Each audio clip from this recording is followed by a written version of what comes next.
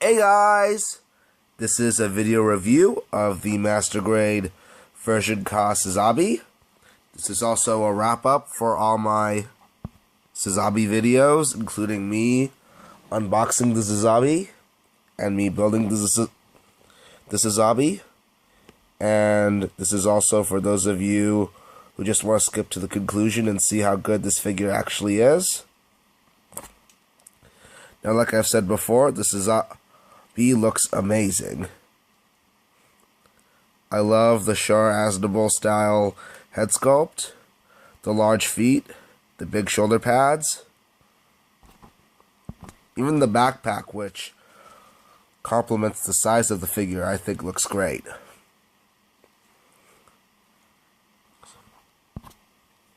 He looks very big, very menacing, and very impressive.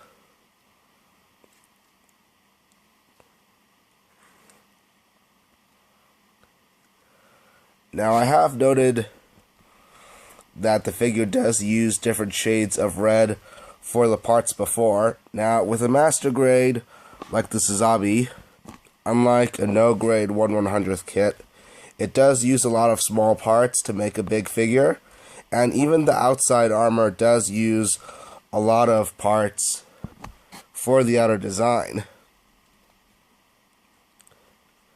Now, the different colored parts really help make this figure pop, and also makes the seams between assembled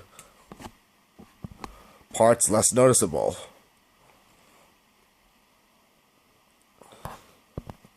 As you can see, he's got varying shades of red on the feet. This is a lighter red, this is a darker red, and on his shoulder, this is mainly because of a sticker, but as you can tell, there's a darker red here, and a sort of pinkish red here. Sort of resembles the pinkish red on the real grade Sharzaku. And as you can see on his waist flap, here's a lighter pink, and here's a darker red. Overall, I think the different shades of red helped make the Sazabi look like a better figure, and definitely looks better than if it were just an all red figure in plain red with all the master grade assembly seams showing.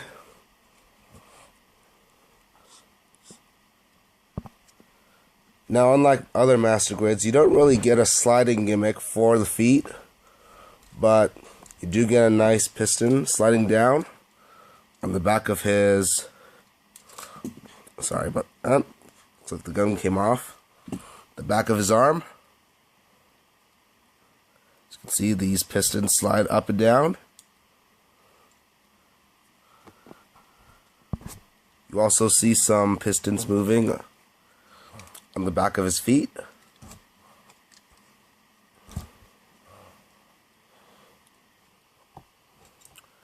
Right here. Not sure if you can see it correctly, but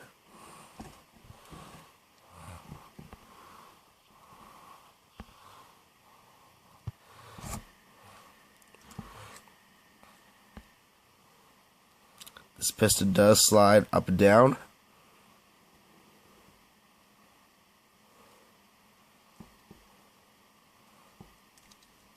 Right here.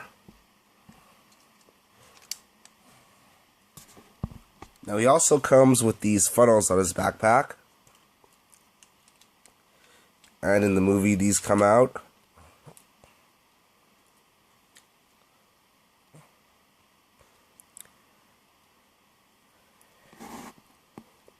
They can fly around and shoot beams.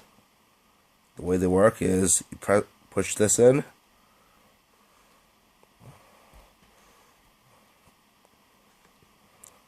now I assume there's a sort of action base where you can take all of these funnels out and display them opened up like this. Although it'd have to be pretty big action base to fit both the toy and these funnels, because this is a very big master grade.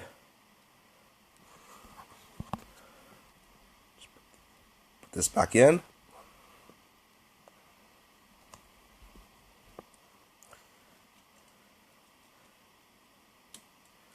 Now as for the articulation of the figure, his arms do rotate 360 degrees all around. Now the shoulder piece is a bit loose, so you'll have to try to put the shoulder in all the way. But doesn't hinder the articulation at all. The arm bends. Looks like a full 180. It's got articulation at the bicep, like all modern Gundam model kits.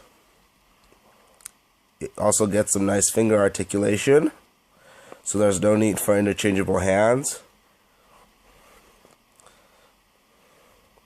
You can curl out, curl in all the way. Whoops. Looks like that piece fell out. But, moving on. Now his legs do go out, but there's also a gimmick where you can make these slide out, slide downward. This actually makes the legs more articulate in the waist flaps. And you can also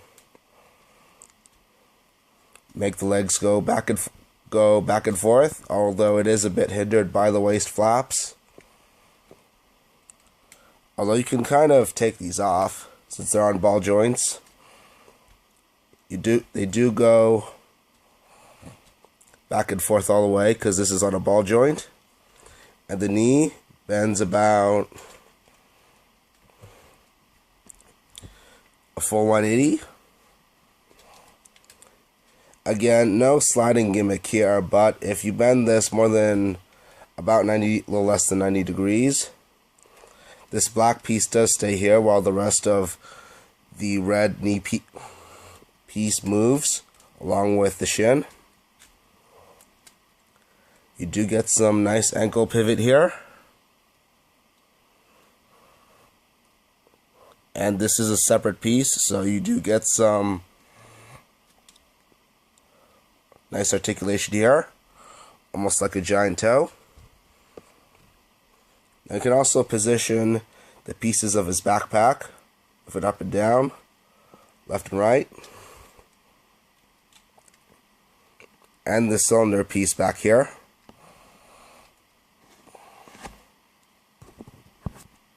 Now as for the build itself, I've got to say, the build was very much enjoyable.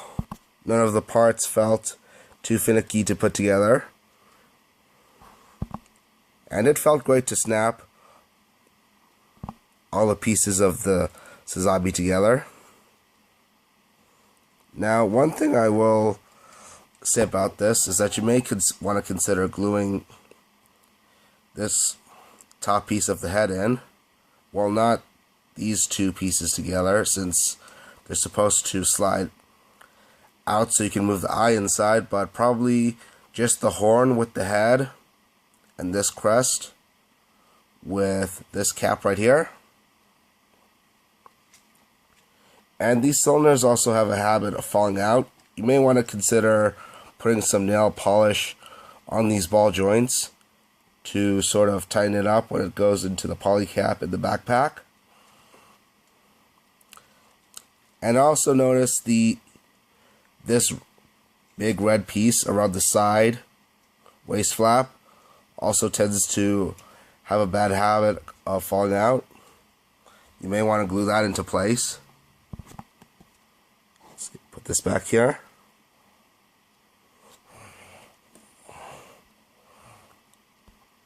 Now, believe it or not, this figure does have a transformation system, but it's really more a matter of opening up some of the parts on the figure. Like, for example, taking this, opening it up a little. Also taking the shoulder pad, moving this up.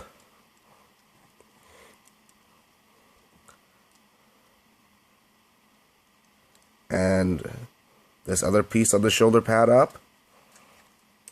Moving this piece.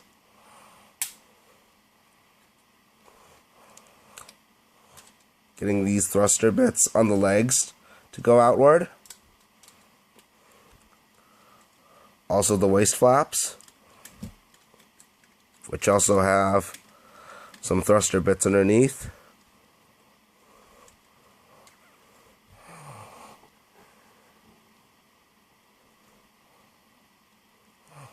So the back of the waist flap. See, there's a nice sliding gimmick there.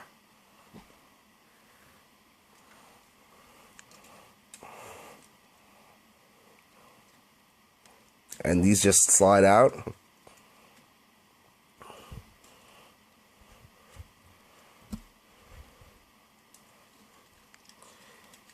And one more on the back of the forearm.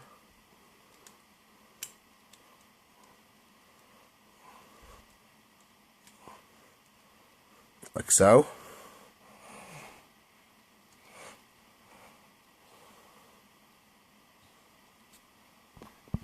Sorry about that cut, but I wanted to look over the instructions again.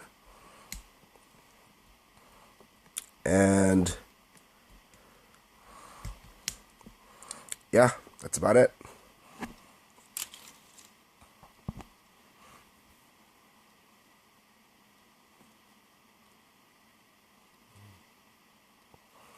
Now the Sazabi does come with quite a few accessories.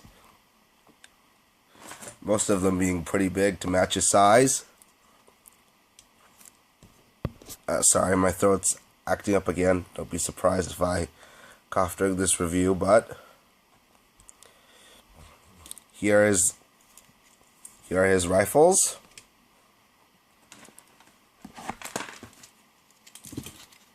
Shield. 2 beam sabers. And his beam axe. Now the way a lot of these weapons work, except for the beam axe, is there's a little tab that swings out here.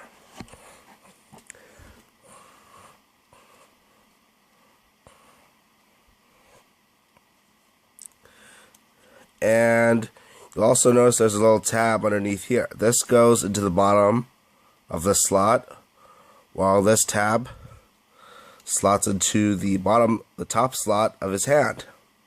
Get his trigger arm in.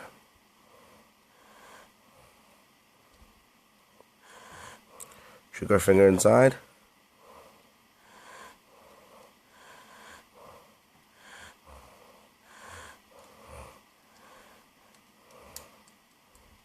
Get him to grip the gun.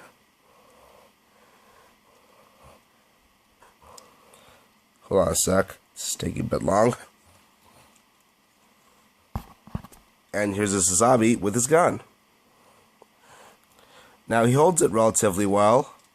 I prefer to have the stock on the side between his body and his arm, rather than the top, because that'll make the hand break off the wrist peg. But he looks great holding this rifle.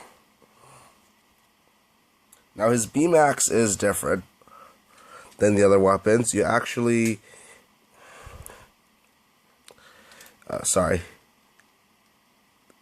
these side flaps fall off all the time.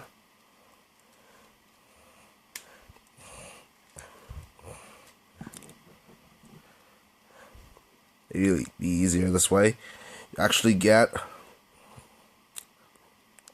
there's no tab here, so you have to get the tab in this hand onto here.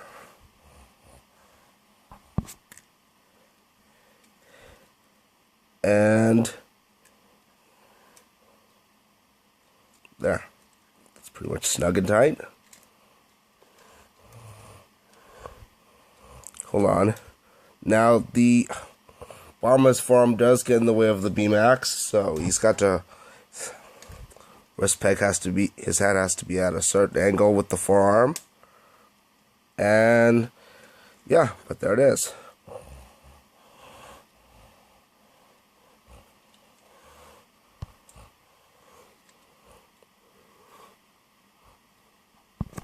Now, even at the $100 price point, I'd have to say the Sazabi is still a great figure.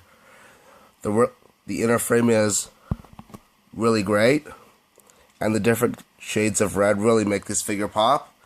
And pound for pound, considering how many parts go inside and outside this figure is definitely worth your money. And overall, this figure looks very amazing and very cool, and he looks great with all his weapons, such as this beam axe and rifle.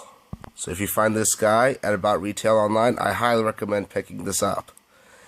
And don't forget, you can follow me on twitter.com/legendantihero and friend me on facebook.com/legendantihero.